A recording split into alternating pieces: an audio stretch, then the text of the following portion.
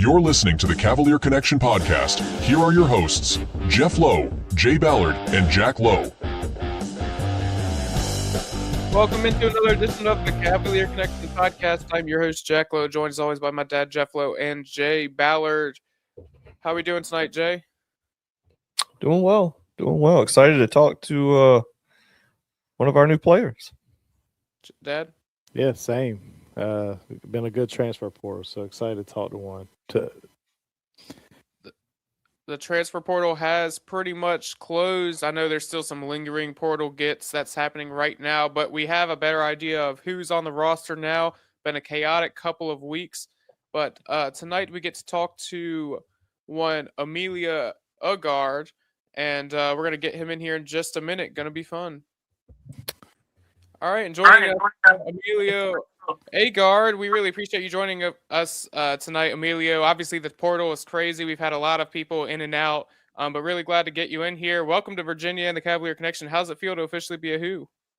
It's amazing, man. I needed a fresh start, so I'm excited to see what it brings. I know it's going to be good, and I'm just excited, man.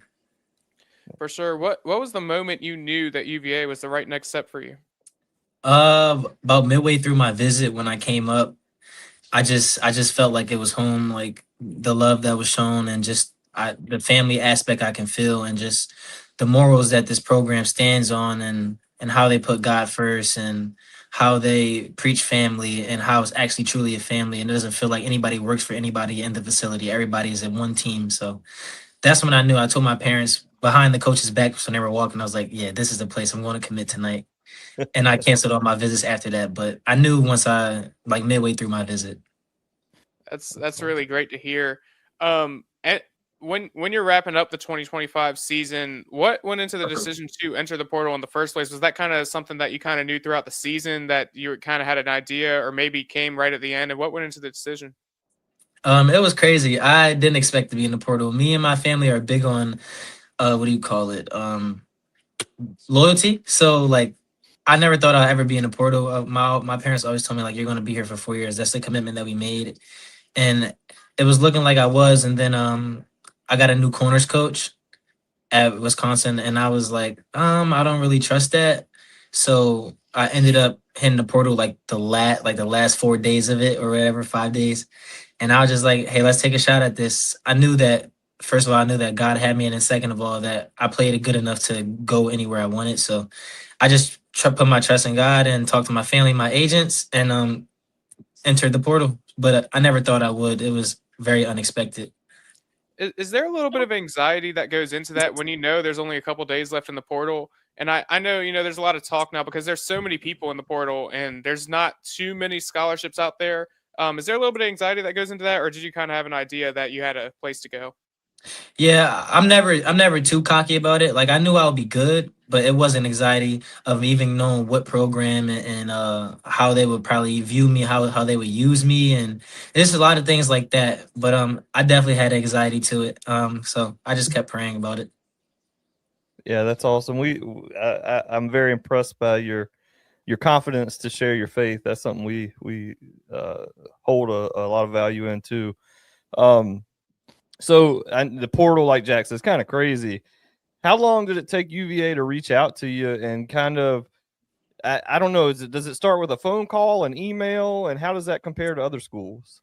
So the day I entered the portal, I actually entered it, like I actually tried to enter it like 3 days before. So what you do is you call compliance or email them or whatever. You try to get your name in the portal, and they have 2 business days to get your name in. I tried to enter the Friday before, and it takes a couple of days to get all the info and everything. So I couldn't enter that weekend or Friday, so I had to wait till Monday. Officially got entered at nighttime, got an email, and then once the coaches see that, they have full go to contact whoever they can. Your information is all on the only coaches can see it, I think, but it's like a transfer portal list. All my info is there. So Virginia was the first one to actually hit me up. It took about like 5 minutes. So once it hit the internet and everything, Coach Brown and Coach Cox, they hit me up right away. I imagine they have some kind of program like a text message comes through. Oh, this guy just entered the portal, Yeah, I don't know how it works, but I'm guessing it's something like that. Yeah, we had a crazy story. We interviewed Virginia former linebacker Nick Jackson, which you might know from Iowa. He transferred to Iowa. But Mm-hmm. he said he entered the portal and he drove home from Charlottesville to wherever it was he was living, somewhere further south. And when he Mm-hmm. got home, he literally had coaches at his house waiting on him. Really? Oh my gosh, that's crazy. Um, That's crazy. oh yeah. So when you talk to UVA, do they like was it talk about fit, like how you fit into the system, or was it just a general we like what we see on film and we'd like to offer you a spot? Okay, so they basically told me that they lost like I think three corners in the portal, and I think one of them was starters, another one graduated, and they basically told me like, hey, we just got a fifth year out the portal, Jacoby, and also we got another guy named Justin. We need one more dog, and they see me as an outside corner. I can play nickel, probably third downs, but we usually have like a safety type build at the nickel spot. So not really going to be nickel like regularly, but outside corner, um, just a fit. I can tackle. I'm very physical. My size doesn't look like I am, but the film says otherwise. So they like that about me. Yeah, just very physical corner, plays above his weight and his height, and then can get the ball. Turnovers, that's the biggest thing. That's the name of the game. So they Yeah. felt like I could do that, and they were just like, "I think you're a perfect fit. Just come on a visit," and then set the visit up, and it was history after that. That's awesome.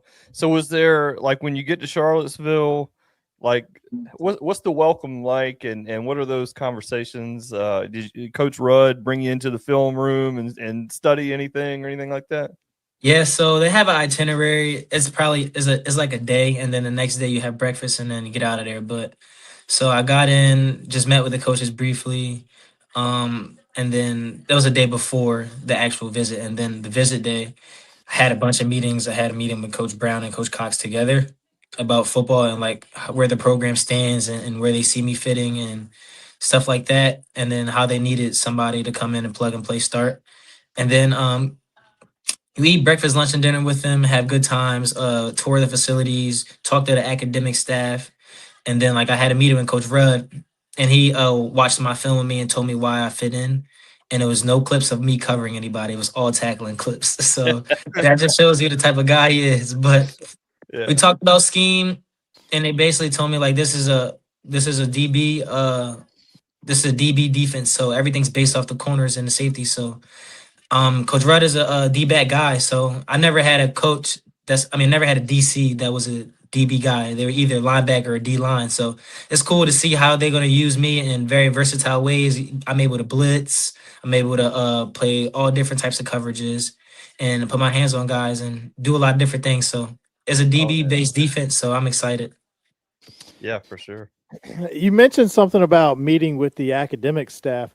What does that go? How is that like? And is it like a long, drawn out meeting, or they look at your records to see if you qualify? We just hear a lot of stuff about, I know transferring from college to college, some classes may not match up to where you're Yeah. going. What is that like? Yeah. So when you enter the portal, they have all your records of like your transcripts and stuff like that. So if you don't qualify to get into school or anything like that, or they even if you don't, but they think they could work with it, they'll still hit you up. But if they think they can't work with it, they're probably not going to hit you up.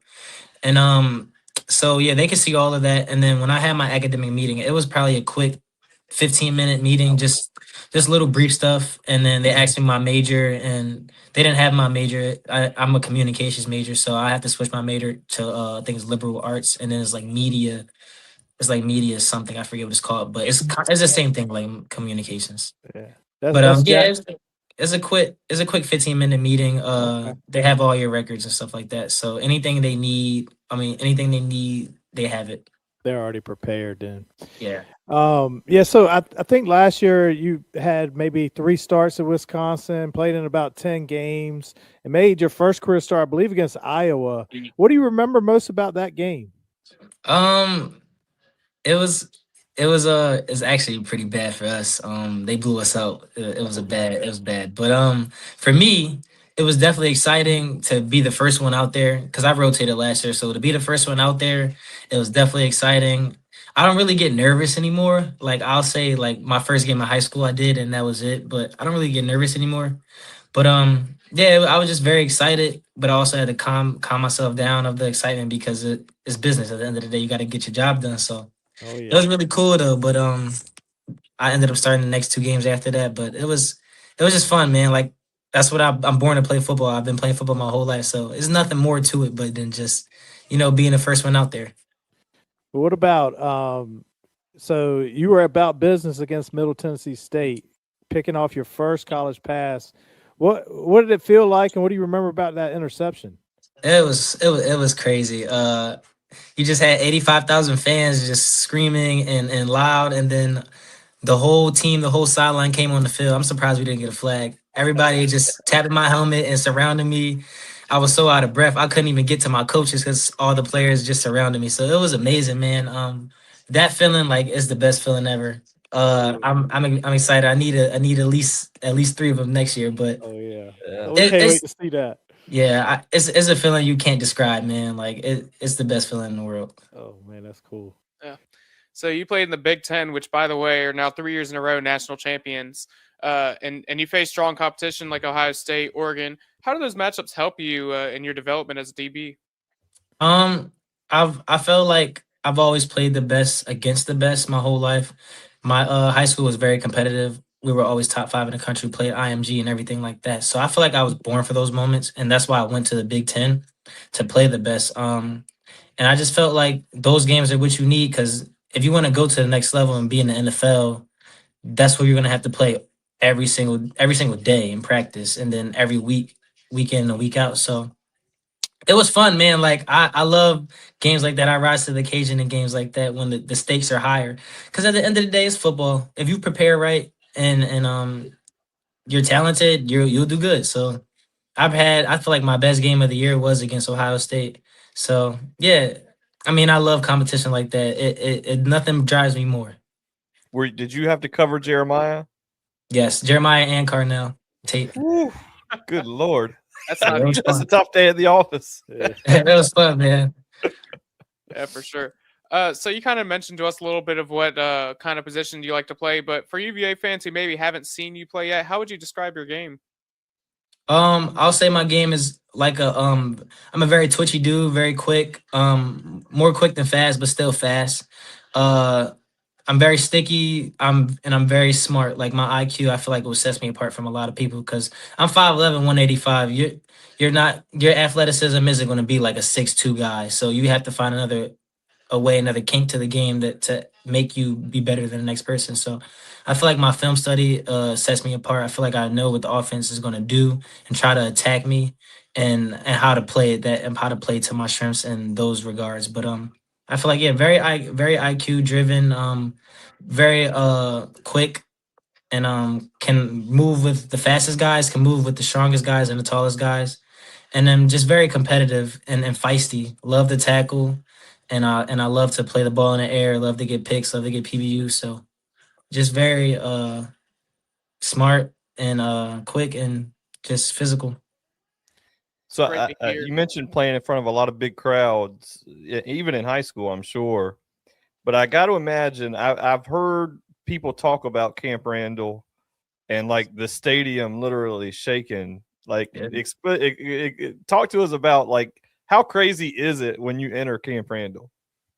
It's insane. No matter how bad we are, no matter how good we are, it's sold out every game. It's amazing. I was just talking to Bo Prabula about it the other day because when he was at Penn State, he had to come in and play us because their quarterback got hurt my freshman year, and he was like, "I played in the SEC last year, and Camp Randall was the loudest stadium I've ever played in."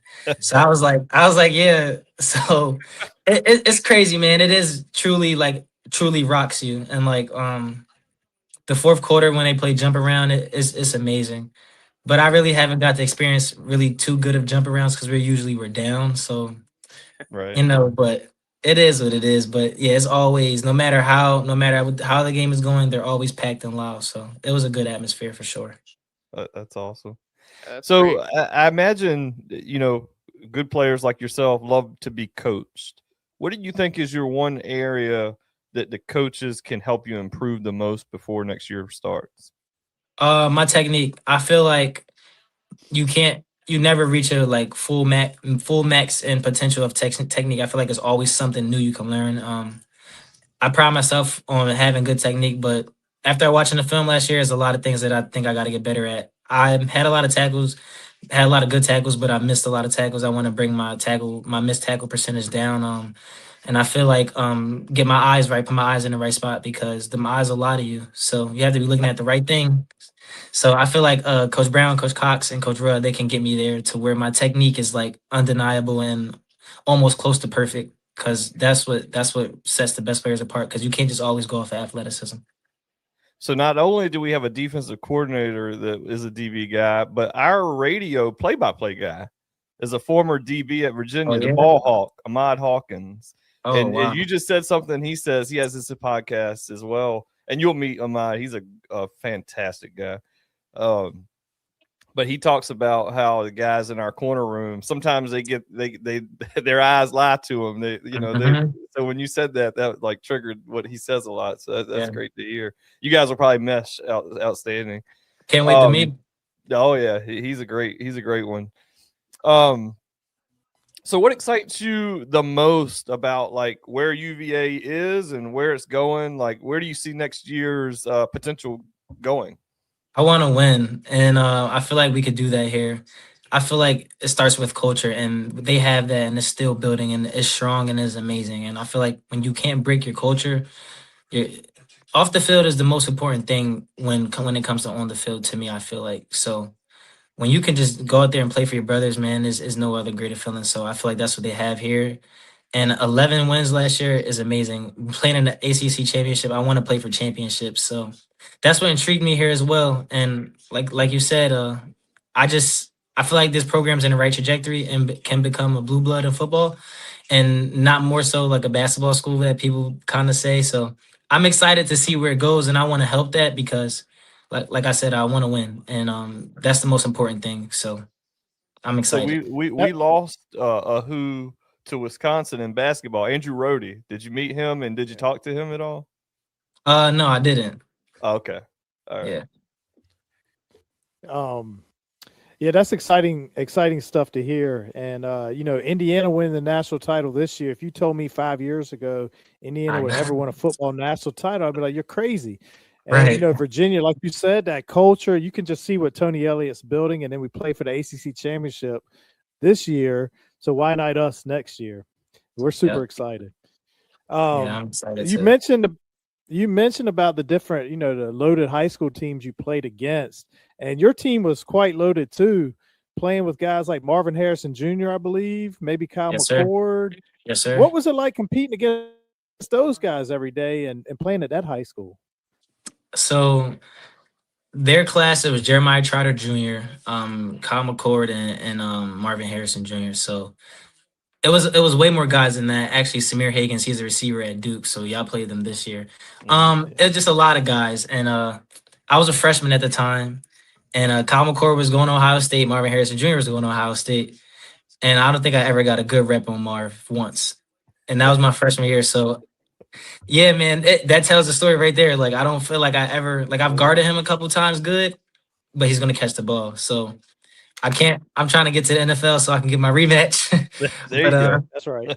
Yeah, it was crazy. Like it was crazy, but I feel like that prepared me now, and I have the utmost confidence going against guys like Jeremiah Smith, Cardinal Tate, the best receivers in the country, and Julian Sand, because at the end of the day, I played the best when I was younger. So you guys are my age and you're the best. I can do it. Yeah, that's right. Do you have a favorite corner or defensive back that you model your game after? I wouldn't say I have a specific guy I model my game after. Actually, I guess Jair Alexander, the old Jair from Green Bay. Oh yeah. I feel like because I think he's 5'10". He's not that tall. He's not the strongest, the fastest, but his technique is undeniable, and he's going to compete, and he's feisty. So I feel like I kind of play like him. Are you a Packer guy?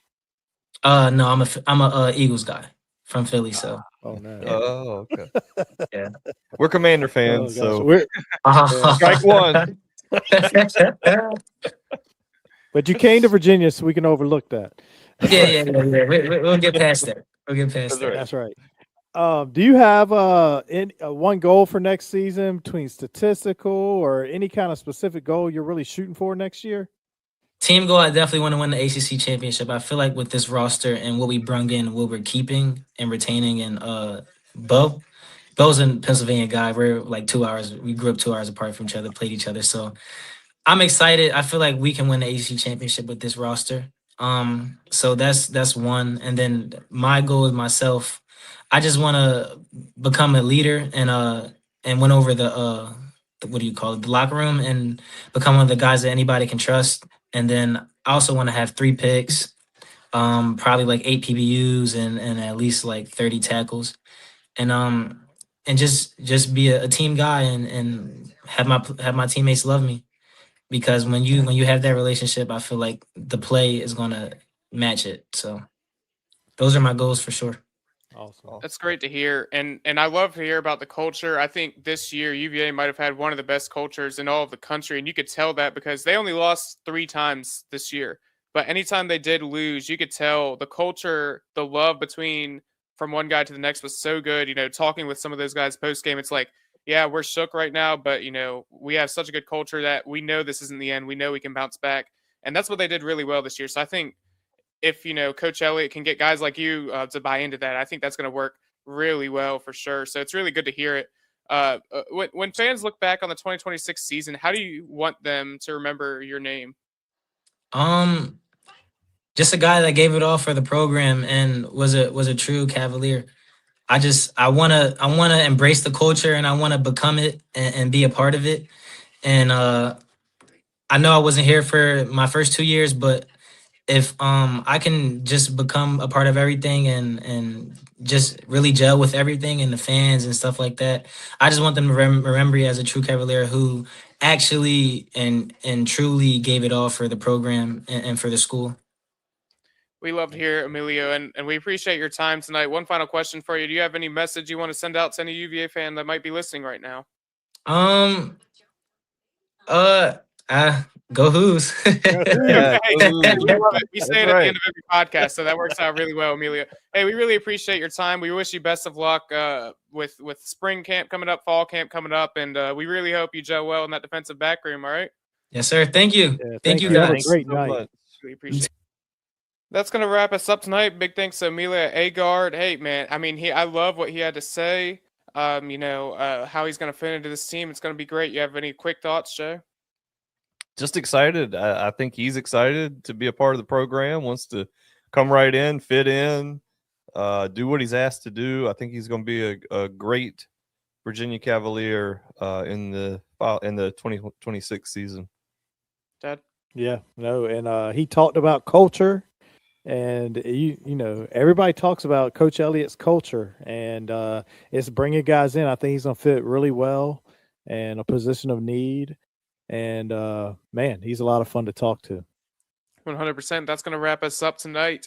Go check out the website, thecavalierconnection.com, and on X, that Go Who's podcast, and the Cavalier Connection everywhere else. And as Emilio said tonight, we're also going to say it, Go Who's.